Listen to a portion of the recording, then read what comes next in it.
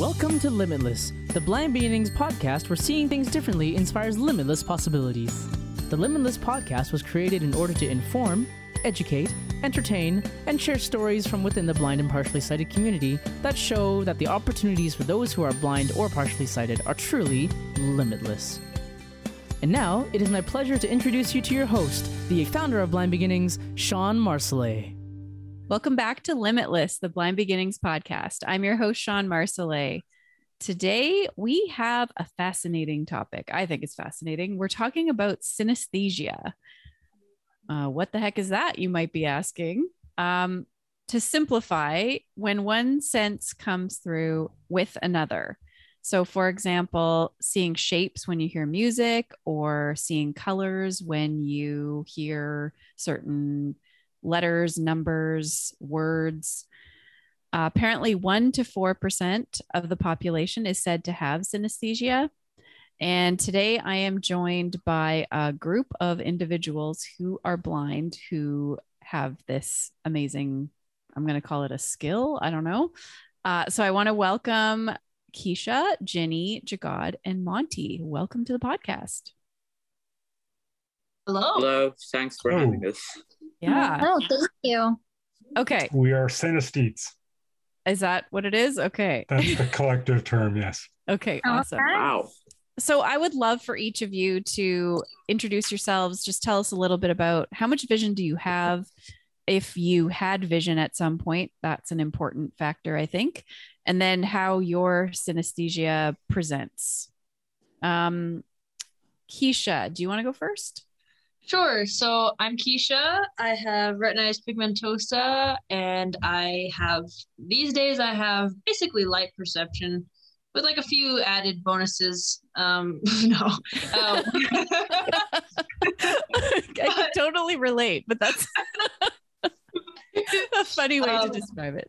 Yeah. So sometimes I can see color if there's really good contrast. But often I mistake colors these days for different colors. Mm-hmm. So light and shadow is really the big thing that I have. And my synesthesia, so when my vision has slowly been degenerating throughout my life. So I had much more vision when I was a little kid than I do now.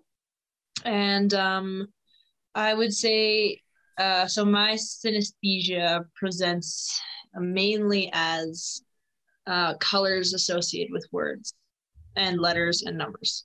Great. Yeah. Hello, everyone. I'm Jagad, and my vision condition is that I can barely see. Like, I can see light and big things if I'm right next to it. So basically, I'd say light perception, but when I was younger, I had better vision, so I could see colors, see numbers, that kind of thing. And it has been going down since I was, I think, 2 or 3, and right now I'm 15 years old. So yeah, my vision is, generally speaking, gone down a lot.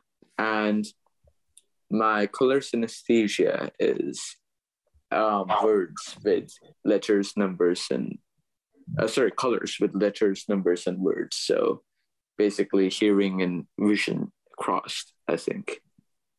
Yeah. So hi, everybody. I'm Ginny. I'm completely blind. I was born blind, but as a child, I could see color and shadow and light and dark. So that's why I do know what some colors are. For me, I actually didn't know I didn't know what I had at the time was synesthesia until a year ago. I also didn't know that this was a thing not everyone could do.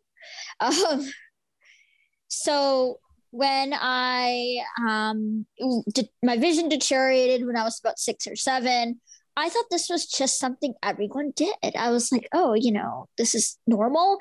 And then I realized it's not normal. So then I kept quiet about it for a very long time. Because I just thought it was something that people would kind of think I was weird for. And then when I was explaining it to someone and other people were telling me they have it, at first I was very shocked that they have it. And I'm like, this thing that I do at the back of my subconscious, could this also be synesthesia? even though I don't really do it as boldly as other people do. And it turns out it is. I would like to get like an actual test one day, if that's a thing, to see if it is synesthesia. But for me, numbers, letters, words, anything like that, sometimes have a shape, but they also have a color. Sometimes the shape is something I can't even tell and explain because it's something of just like a toy or something I played with in childhood. I don't know why that is. And then sometimes even colors, I'll be like, this is a color I've seen before, or this is a color I'm seeing. What do the sighted people call it? Because when I was a child, there's only certain colors I remember and I know what they're called, but I'll see certain colors still with words and letters, and I don't know what they are. So it's definitely interesting. Fascinating. Okay, thank you. Thank you. Monty, you are the first person with synesthesia I've met, and I've been hearing about it for years. And tell us how it presents for you and your level of vision. Okay. So I'm totally blind. I have retinopathy of prematurity, which means I usefully until age 8, and then I went totally blind because my retina detached. So I do have concepts of vision and color. And speaking of that, I too have what's called grapheme color synesthesia, which means I associate letters, numbers, and some words, usually they're people's names or places, with various colors. How do you figure out what the difference in synesthesias are? Wikipedia. Oh. Well, I was gonna say that too, because like for me, like words will have different colors, but if I make up a word of letters, it'll also have different colors. So is that 2 different types?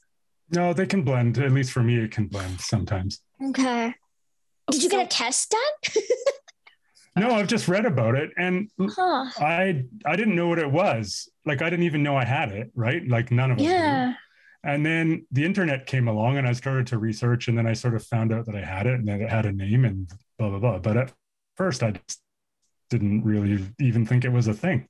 It was natural. You knew you associated colors with letters and numbers, though, because I feel like almost for as long as I've known you, you've talked about somebody's will say a name and you'll be like, they're a blue or they're a brown or so I think I knew it, and then somebody said, what are you talking about, like when I was very young?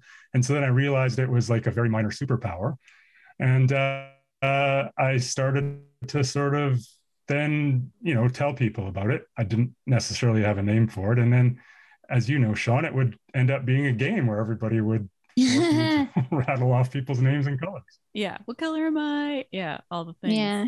I think one time when I told someone about it, they said, oh, I do that too. But what they did was I said, they asked me what a 9 looked like. I said, 9 to me is like a dark green, like a very, very dark green, looks like the old landline telephone I used to have in my childhood house.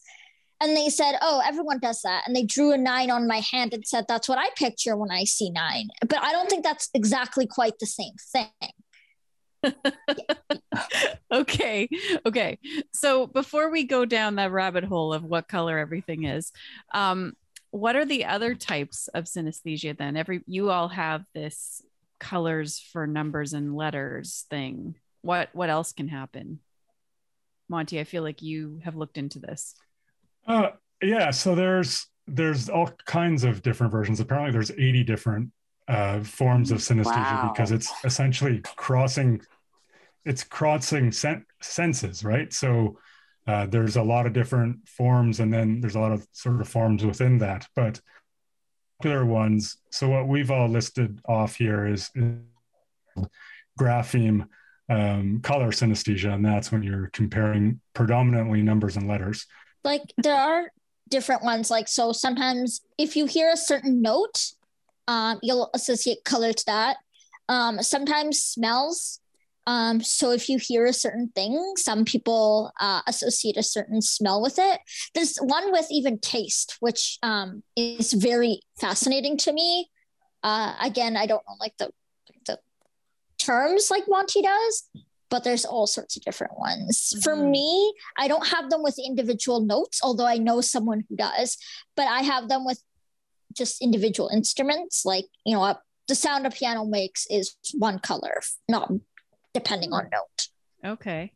That's actually super interesting. I never even thought about that because I also experienced that. Like, right? Some instruments like this, like the first one that comes to mind for me for some reason is like a harpsichord sounds like a certain color. I think it's usually yellow or orange for me. And it's like, I didn't even think about that until just now. Like, I right? didn't Yeah. that was part of synesthesia. Wow.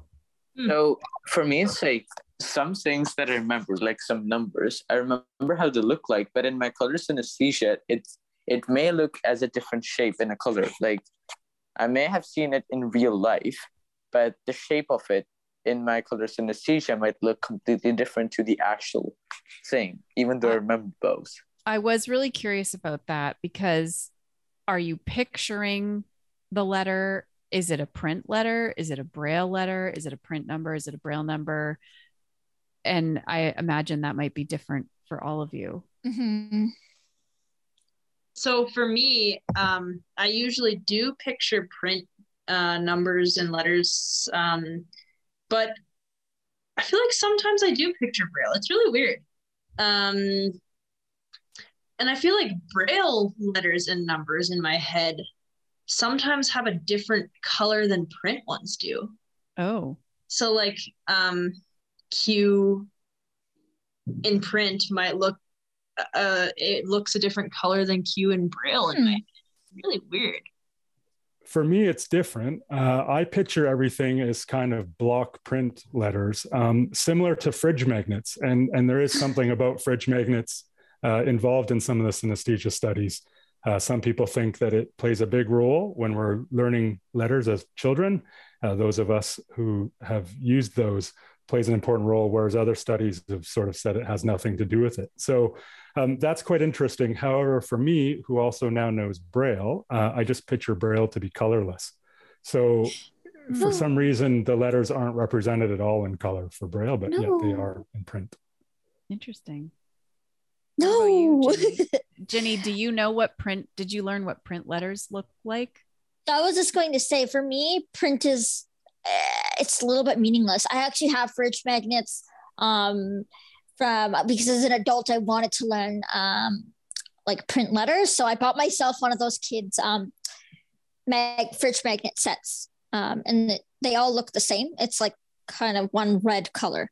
But for Braille is so beautiful. Like when I see a sheet of Braille, like there's so much vibrancy there.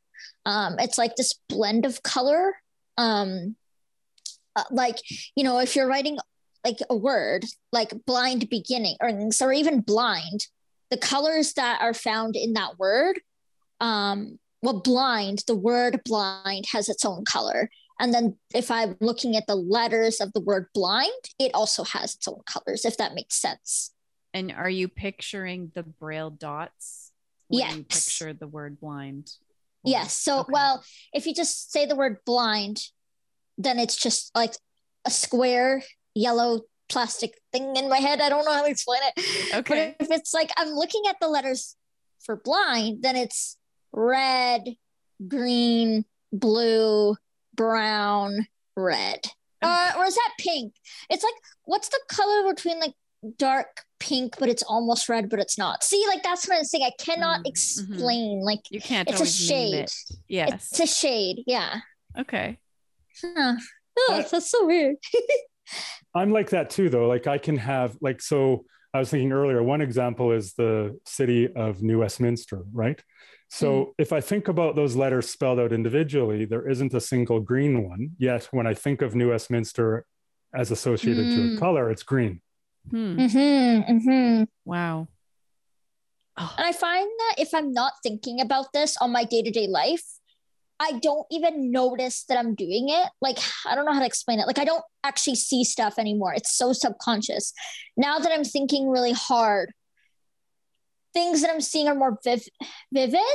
Like right now, the synesthesia is in the forefront of brain. Like Mhm. my Zoom screen is all lit up. Like I don't know how to explain that, but if I'm going about every day-to-day life and I'm scrolling through the apps on my phone, I don't really see the color. It just kind of shoots back in the back of my subconscious. Well, and I don't know about you guys, but like for me, like sometimes even because you know how like when you're falling asleep and you're having a hard time sleeping and you're thinking lots of thoughts and words are going through your head or conversations or whatever. Mhm. Sometimes for me, like part of the problem of that is with like holding me back from falling asleep is colors of all these things swirling Huh. through my head. Huh. Interesting. Yeah, it's super fascinating. Like it's just like instead of just like yeah, already thinking through all those things is enough to keep me from falling asleep sometimes.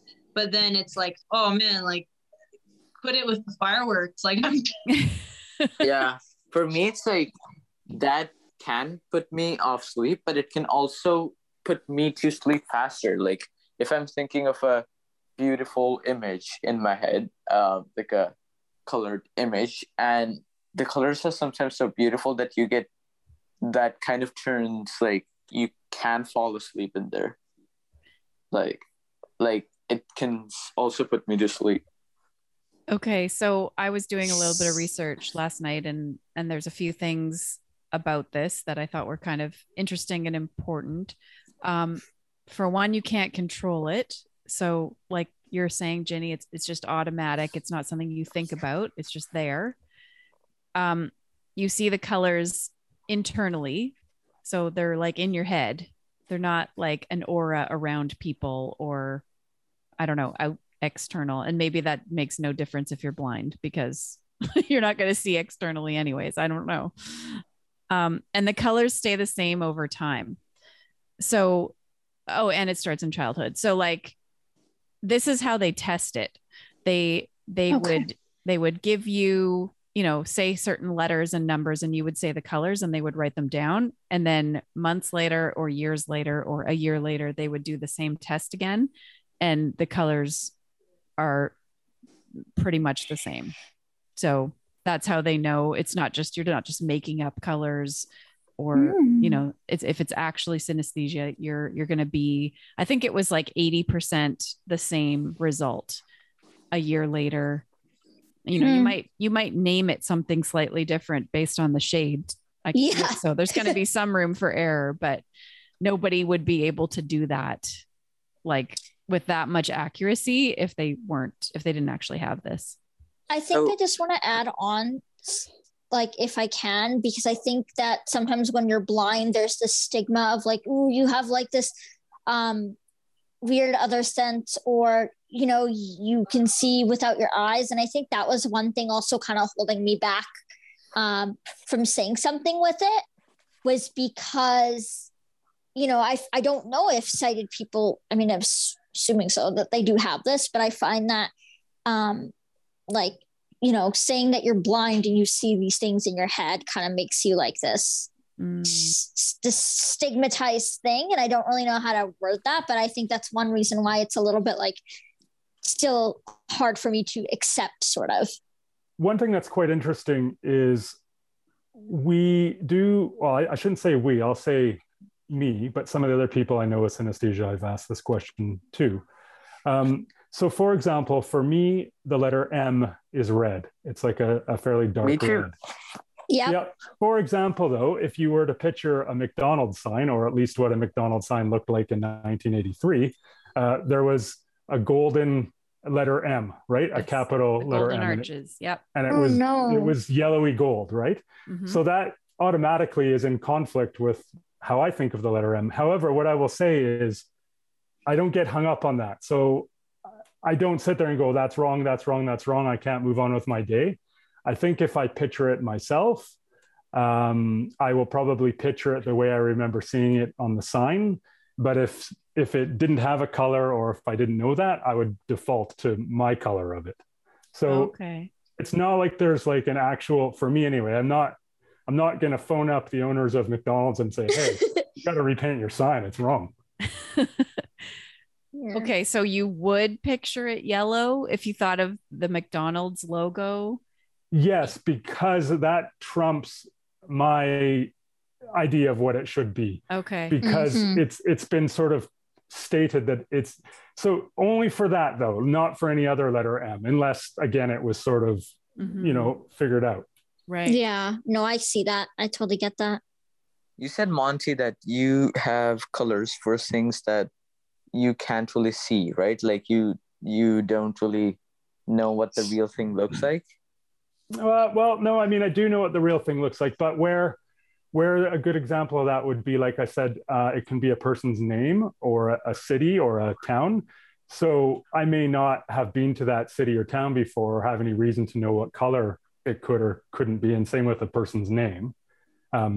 So that's, I guess, the way I would describe that. I have no, I mean, Sean is sort of beigey brown, but she didn't choose that, and neither did I. I don't really like that either, but don't worry, Sean, you're orangey red. Don't worry. You're reddish, pinkish, brown. No, she's orange. Leave her alone. It makes of both of you, but anyway, like for things that you have seen before, does color change for you? Like if you have actually seen a McDonald's sign, like you know how it looks like in real. Oh no! So it does not change the letter M for everything else. No. It's only for that specific instance of that particular product or design. No, I'm just saying, like, if you have seen an actual sign, when you visualize it, will you see it in your colors or will you see it in the McDonald's official colors? Yeah, sorry, it's in their colors. Yeah.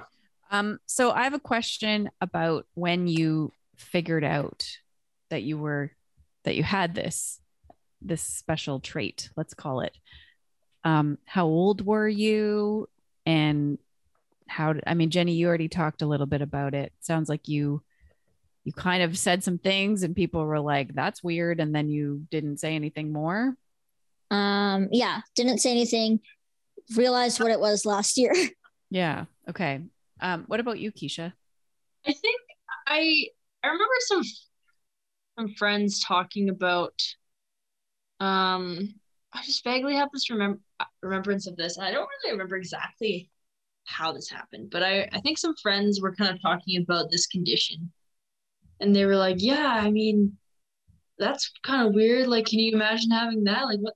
That's so crazy. And I was like, wait. I think I have that.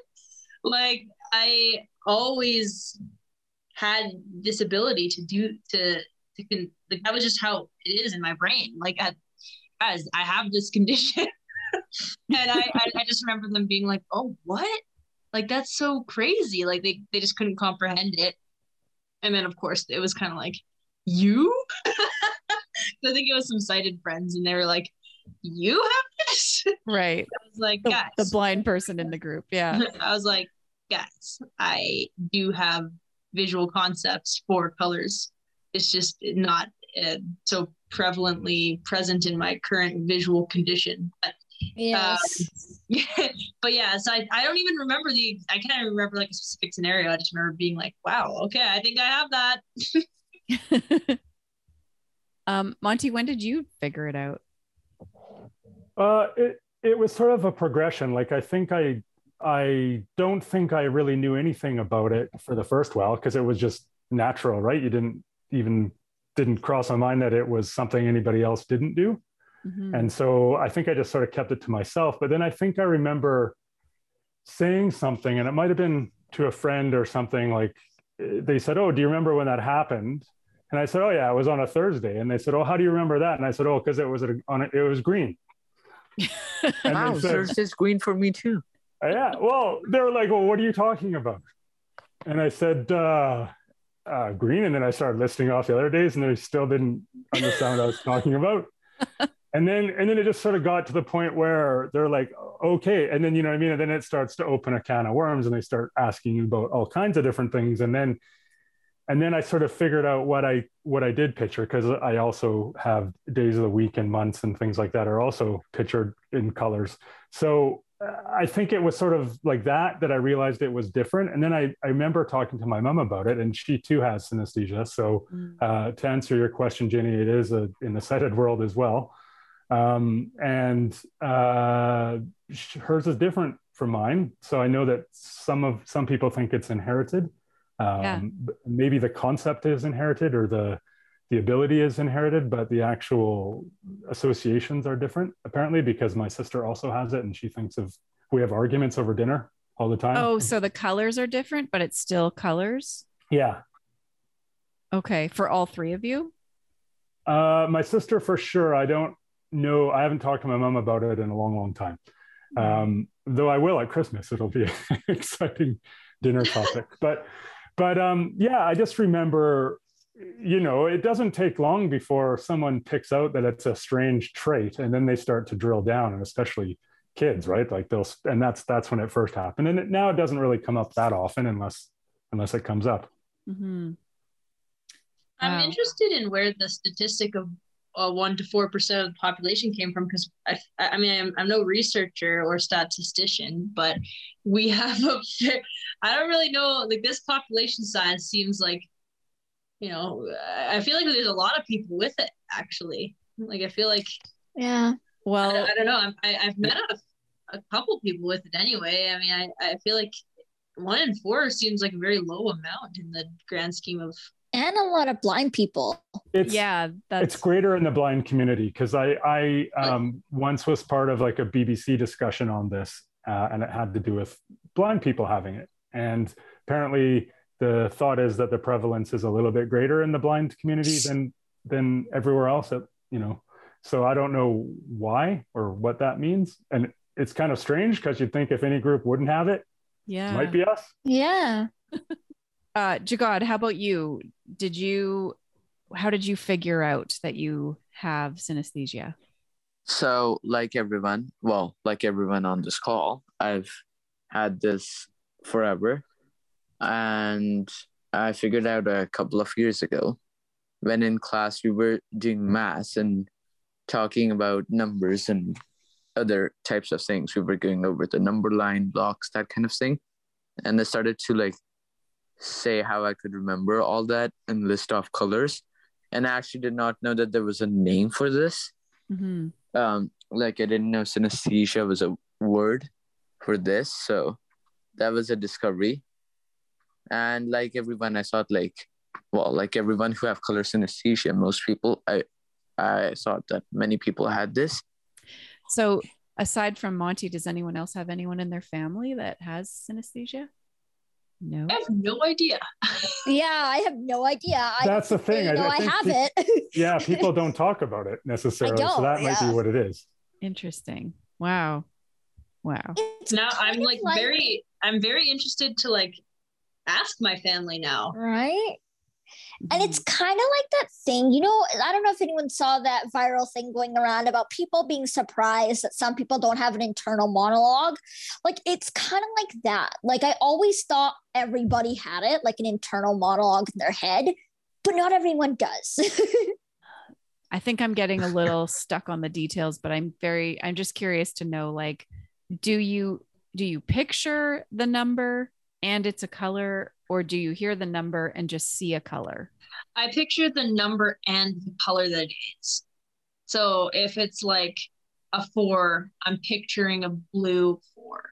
Okay, that's creepy, because I just thought 4 in my head, just as you said, if it's a 4. That is indeed quite creepy. And is it the same for everyone else? It's both for me. Like I hear it and I have it in my mind, and also I can picture it, the color and the thing. Like, okay, yeah. So it's kind of like Keisha's. And I picture the number and then the color that's sort of filled in that. Also, in the shape. Sorry. Yeah, in the shape. Right. Okay, like a and a kind of background, actually. I don't know. And that's how I can remember numbers pretty easily, because I can remember the shade that was. So I may not remember what the phone number was, but I remember what order the colors were in, or something like that. A lot of the colors that me and you have seem to match. What color is 4 for you? It's sort of like a yellow. Wow. Kind of color. I have it like an orange, yellow, grayish kind of thing. Yeah, wow. a lot of people share the same colors. What I wanted to add to that's quite interesting, though. We're talking about picturing a number, but it is a little bit different when in my case, if I'm picturing like a city or a name, because it doesn't really have a shape. It's just a color. And like I said, with memory, Like, so for example, if I were to meet Sean for the first time and I couldn't remember that her name was Sean, if weeks later, I'd probably remember that she was sort of brownie beige, but I'd have to go, what name is brownie beige? And I'd start running through my list of names in my head that are that color. And then I'd go, that's it, that's it, that's it, that's it, or that's not it. That's actually super interesting that you say that, because like, for example, like the name, just pulling one out of a hat, like Sarah to me is yellow. And then like there's other girl and boy names, like, and whatever, like that are also yellow. That's so crazy. Wow. And would you remember that if you forgot her name was Sarah, would you remember that she was a yellow name? Yeah. Yeah, so that would help you at least narrow it down, right? Yeah, yeah. Like, is there any research that they can or cannot change? Not that I've come across. It seems to be the same. And I think because it's so deeply ingrained, I think it'd be very difficult to change. Also, I just had a little realization in my own head now as I was trying to like sort through my thoughts. Like when I picture an individual number, I'm picturing a print number. But when I picture like a whole number, like I'm thinking of someone's phone number right now, and I'm picturing a Braille number. Wow. So when I think of a city, when you said New Westminster, Monty, I was thinking of the word spelled out, but you're saying you don't see it's it. a 1. Yeah, because there aren't any green. I don't have any green letters in those 2 words. It's like, depends, right? Like, so Sean, if you said Vancouver, the word Vancouver as a whole is this really interesting shape thing, and it's like brown. But if you, or white or brown, whatever that is, and then if you tell me, write down this address, Vancouver, BC, then Vancouver changes into Braille letters and a bunch of different colors based on only those letters. Okay. So the colors of the letters never change. Does it Braille letters are the same? Is spelling harder with Oh, this? yeah. I mean, you don't have anything to compare it to, but I'm just wondering. No, I don't think it makes a difference for me, other than because I don't really picture words. For me, yeah, letters. because I'll look at a word and I'll be like, what is that? Like, I'll see the colors. Like, I'm like, it's supposed to look like this, but I can't make it into that. I don't really know how to explain that well. For me, it kind of helps with both knowing how to spell words and knowing how to remember numbers, like phone numbers and stuff and addresses. Definitely helps with math, at least for me. Numbers, but for me, yeah, I can remember phone numbers that way, but I don't remember words so much. Like, it doesn't help me with spelling, but it helps me with numeracy. Oh yeah, totally. Okay, so Keisha, I know you're a big reader. So when you're reading, is every word a color? Sometimes, yeah, and sometimes I have to like take a sec to like recalibrate my brain, because I'm like, that's too much. Like, too many things coming into my brain of too many colors. So then I just have to like picture the story unfolding in my mind instead of the words. But yeah, like often there's words are associated with colors, and yeah. Wow. It's so interesting too, because so if I'm reading like in Braille, then it's all the letters of Braille just will be their own colors. If I'm listening to an audiobook, like, I guess each person has it differently based on spectrum, but then it's just like in the back of my mind for subconscious, like I said before. But I'm also studying poetry. Now, when you get into poetry, color really is so interesting, because poetry will have like blank spaces. It'll have like different things with it. And I find that the color with that just kind of like impacts the poetry even more. Wow. So I would say that it's always there, but it's kind of down the priority list in terms of things that are taking over my thoughts. So you know how our brains are very good at filtering out a lot of information when there's a lot going on. We're pretty good at filtering it out. Or if you hear your smoke detector going off every 33 seconds, a lot of times people will tune that out and have it going off for weeks when the battery's low. But you tune it out. So it's sort of the same thing. It's always there, but it's tuned out. So we're talking about it now. I'm thinking about it a lot. Yeah, that's what I was saying. Normally, it's very much in the background and doesn't really get in the way. Mm-hmm. I feel like there should be some research if it actually changes ever, like colors. It doesn't. I read that it doesn't. It Your shouldn't. colors will stay the same forever. That's one of the ways that you know that you have it. So you better choose wisely at the beginning of life. So right now, my brain is very, very overloaded. Like, because we've been talking about this for so long, like I kind of feel like kind of overstimulated, if that makes sense. Like more than my day-to-day life. Like Monty said, it's so like ingrained in the back of your subconscious, but right now it's like my brain needs to like chill out, like recalibrate, like Keisha says. Someone tells you that something is a different color. Let's say like someone else with color synesthesia says that this thing is a different color. Would it change for you? No. No, Okay. I think your colors are going to stay your colors. I also read that it's slightly more common in left-handed people. I was just curious if any of you are left-handed. No. Nope. No. Okay, well that's a big flop. Not this group. Now I'm gonna have to ask some of my lefty friends. Yeah. I've never met anybody sighted with this. I've only met people who are blind. Which Same. is kind of interesting. Yeah. I wonder if sighted people even know they have it. What if they just think they're seeing things? Oh no, they do. They do. Oh. Oh yeah. No, it's the same for them. It's the same for them. I think it's just a little more for those of us who have it without sight. I think we maybe picture it more often. Like they must get conflicts all the time that we don't get. Right. Have any of you met people with other kinds of synesthesia? So I have a friend who has a version of the spatial sequence synesthesia. And essentially what that is, it's when you picture sequences of things kind of in space, so in 3 dimensions. So for example, she will picture a calendar, but instead of it just being, I don't know how people picture calendars, but even if you think of a traditional calendar just being like a piece of essentially paper with squares on it, right, representing each day of the week or the month, she pictures it somehow, and I was a little bit confused when she was describing it, right? But essentially it's some kind of wheel that's in space, and she can see the associations of the dates on it. So she's very, very good at recalling a date or when something happened in the past, because she can kind of somehow picture or sense the entire calendar and just kind of like rattle off dates. Wow.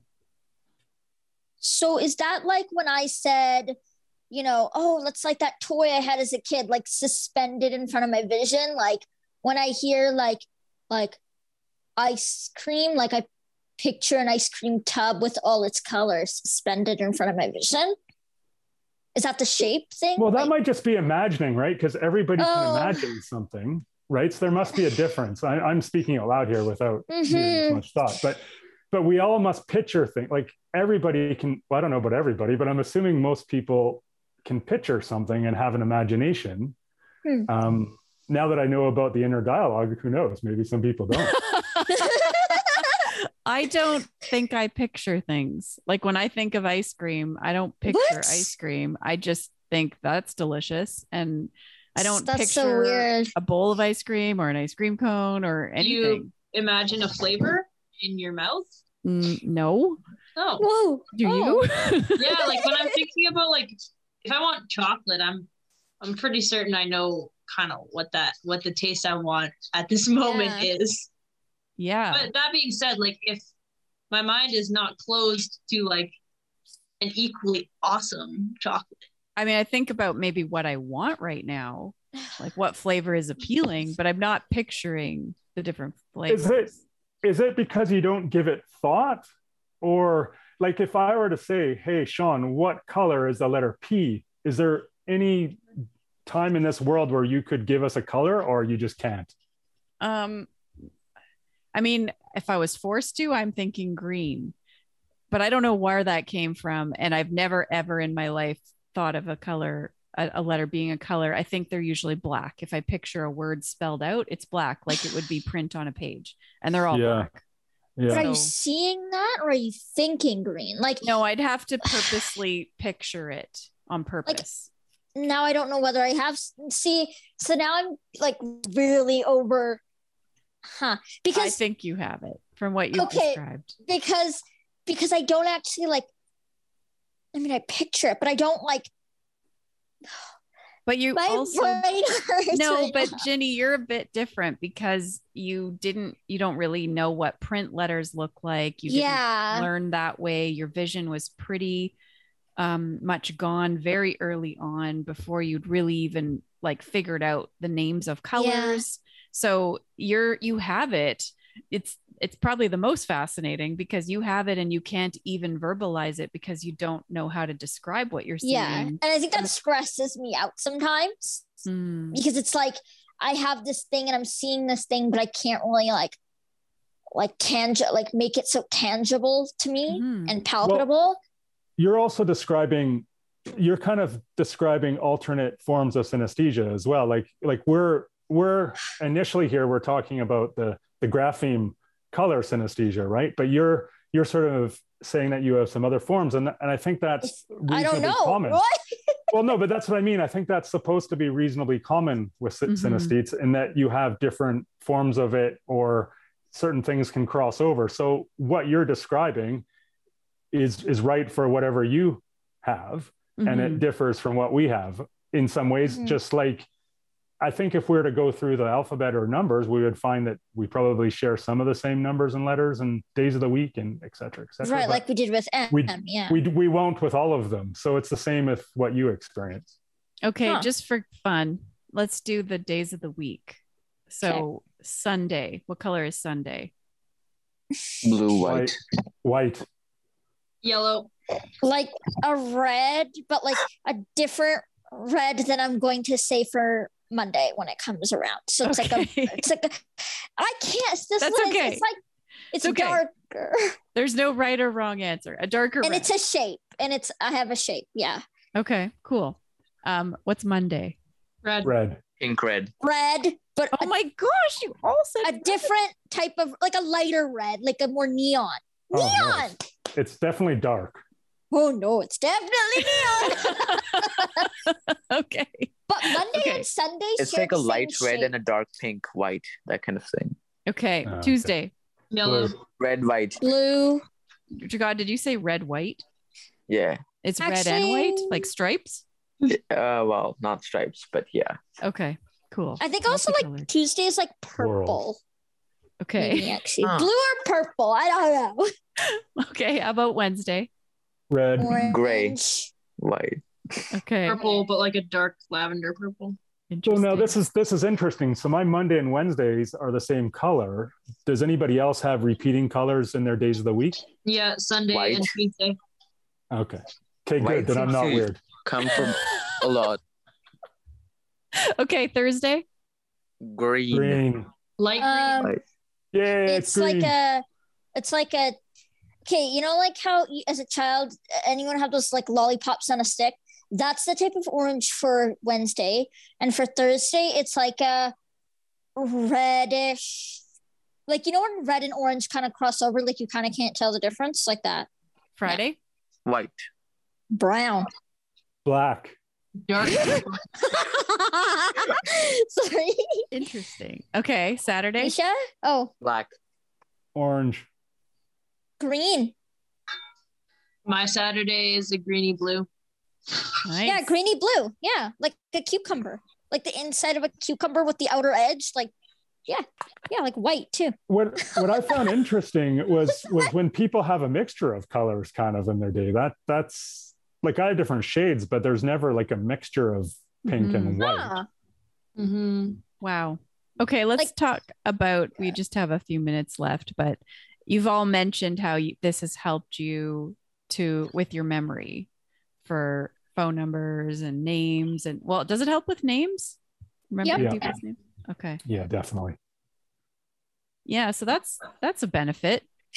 Oh, and it's actually interesting because some people's names for me are a solid color. Like most things, most word related things are a solid color for me, but some people have names that are multiple colors. Like, yeah, like some of my, like one of my best friends has a hyphenated name and it's 2 different colors. Yeah. And also like, yeah, other people, like they'll, like I know one person who has a name and it's just like the one letter in their name is a different color than the rest of it. So interestingly, though, now I'm curious. I gave this some thought earlier, and I wonder if others have the same thought. It has nothing to do with the person, right? It's the name, because if somebody has, you know, if I think of, for example, if I think of the word Robert, Robert is blue. But if I think of the word Bob, Bob is white. And it's the same, it can be the same person who could go by Robert and Bob the next. And it's going to be a different color. So that person, I don't know if the person themselves has the color. In my mind, they don't. It's the word that's associated. So if you knew 2 people with the same name, both of the names are the same color. Yes. Yes. But if I know them as, I don't know their last name, if they're a teacher and I know them as their last name and I don't know their first name, then they're going to be a certain color. But later on, if I hear their first name, then that might change. Yeah. Okay. So if you take Sean Marcellet, do I still end up being beigey brown? Well, Sean is brown and Marcellet is red.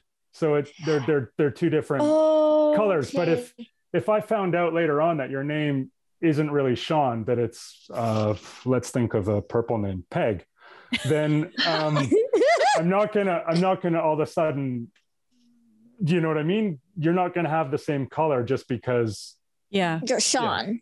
For me, that's so interesting because when I said you're orange, Sean, your voice is orange, but your name, like Sean Marcellet, Monty's right. Like Sean is like a blacky brown, and he's right. Marcellet is more red.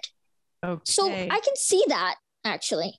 Okay. And I think Marcellet is red because it's so like I said, it doesn't have to be that the letters have anything to do with the sort of in terms of cities, but a lot of times it does. And so for me, M is red, and that might be the dominant letter in Marcellet.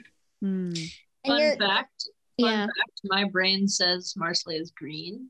Oh. Do you have any green letters in Marcellet when you think of Marcellet? I is green. Not the dominant letter. But that's not a dominant letter. Yeah. Interesting. No, but your L is green for me.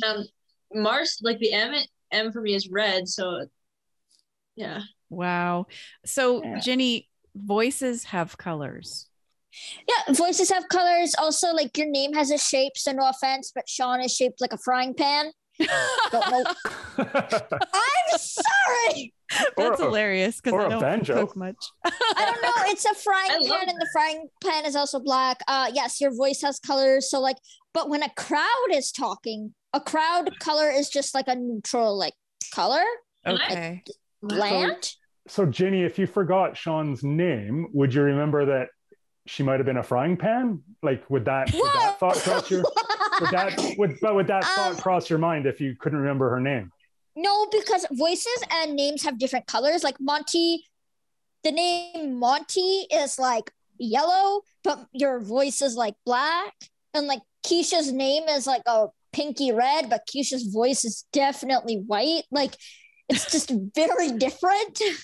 Wow. Like how you speak with such confidence, because I love it, because it's like I had no like, that's so like new to me. That's so cool. It's so interesting. I thought you guys had it too. I thought when we were all talking about what color the Sean was, that we were talking about her voice the whole time. So you could say like, that's the bluest voice I've ever heard. It's super interesting because I definitely, like, similar to you, Ginny, I definitely like there's certain musical instruments that have colors in my mind. Yes. But I don't know that I have a voice color. That's interesting. I do not. Like, so right now it just switched from like white, we got a little orange, and then down to black. Wait. Like you guys just did like a little spectrum when you all went, Oh, I see. So you mean each of us speaking. Okay. If Sean has an orange voice, is that right? When she speaks? Mm-hmm. If she started to sing, would it say orange or would it change? I haven't heard Sean sing ever. Right. So I don't But know. okay, well then anybody else, like a talking versus a singing voice. No, I don't think so. Quick question. I'm interested now, right? Can you picture the color of your own voice or no? So that's also interesting. So you know how you guys, when I can picture my own color of my voice, but then when I hear myself in a recording, it's a completely different color because that's the voice everyone else hears. Mm-hmm. That's really cool. And so as a musician, which I know you are a musician as well, right? A little bit. So do you find that impacts your performance or your ability to like pick up notes or things like that? So I don't have it where each note is a different color. I know someone who does, and I just imagine how pretty that is. But like you, different instruments are different colors. So if I hear a piano playing, that's white. If I hear a flute, that's like a red or a pinky red. Like, so those will associate different things. I wonder if somebody with perfect pitch, I mean, that would be really helpful if each note was a different color I'm just thinking of like piano exams where I had to name like intervals, and wow, it would have been so much easier if I was just seeing the colors. So like, that's a perfect fifth. That's a major third. Anyway. Does it help any of you remember the color of something, like to reverse it? So for example, I was working on my car the other day and I was doing things with wires and I needed to remember what color the order of the colored wires were in, but I can't reverse it. So what I mean is I can't remember something based on the color. Yeah. Oh. Yeah. No, I get that though. Because if I think of like the orange of Sean's voice, I'm not going to associate that just to Sean because there are so many other things that are orange that I see. Yeah, it doesn't help, right? You can't take advantage of it and reverse it. No, it has to be very, very unique, and I have not encountered that yet. Exactly. Yeah. I feel like we might get some questions about your car, Monty. Yeah, I already have questions. Well, hey, if anybody knows what color in Lucas wiring, what color goes to the right-hand headlamp, I would appreciate it. I think the real question I had was about your driving. Well, it doesn't. I don't drive it. Oh, okay. Yet. Well, hey, it depends who's listening. Yeah, I don't drive it. ICBC, I don't drive it. No. Awesome. So Sean, during your research, did you read the part that said that synesthetes tend to have more gray matter than others? The non-synesthetes? No. Yeah, I was reading that earlier and I thought this is great. We have cool. Bigger brains. No, I don't know that that's true. We may not use it. I feel like you are all quite smart. So I want to get tested now. Well, thank you so much for sharing about yourselves and this cool ability that you have. It is so fascinating to me, and I'm sure that it will be to our listeners as well. Thanks for being here today. Thank you. You've been listening to Limitless, the Blind Beginnings podcast. If you have a question, a comment, a future topic request, please send us an email to limitless@blindbeginnings.ca. Please share our podcast, like, subscribe, leave us a rating, and join us next time. This podcast has been brought to you by Blind Beginnings, an organization based in Vancouver, Canada, that supports children and youth who are blind or partially sighted, along with their families. Music for this podcast is composed by Sean Bishop and Clement Chow. Production and audio editing by Rob Minot. For more information about Blind Beginnings and the work it does to support children and youth who are blind and partially sighted, along with their families, visit us on the web at www.blindbeginnings.ca, and also remember to follow us on Facebook, Instagram, and Twitter. We thank you for joining us, and we look forward to seeing you next time.